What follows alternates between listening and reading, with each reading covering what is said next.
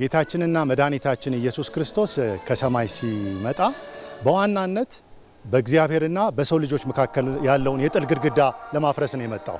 ስለዚህ ሰላምን ለመመስረት እርቅን ለመመስረት ነው የመጣው። ያ እርቅ ግን በእግዚአብሔርና በሰው ልጆች መካከል ብቻ ያለ ሳይሆን በሰው ልጆች መካከል ያለውን የጥል ግድግዳ፣ ጥላቻ፣ ክፋት፣ እርስ በርስ ያለውን መራራቅና መናቆር የሚያስወግድ ፍቅርን፣ ሰላምን፣ እርስ በርስ መቀራረብንና እርቅን የሚያደርግ ነው።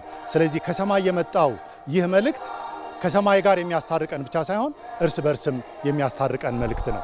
ኢየሱስ ክርስቶስ ትልቅ ምሳሌ ነው።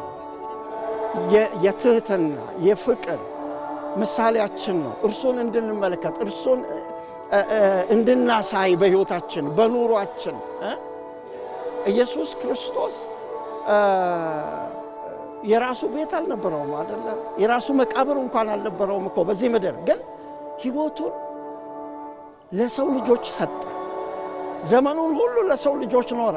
ክርስቶስ ኢየሱስ እንደወደደን እርስ በርሳችን እንድንዋደድ የእግዚአብሔርን ፈቃድ እንድንፈጽም የእርሱን ፈለግ እንድንከተል በፍቅር እንድንኖር በፍቅር እንድንተሳሰብ የእሱን ፈቃድ እንድናደርግ ሁላችን በዚህ እውነት ውስጥ ራሳችንን እንድናስገዛ ያስተላልፋለሁ።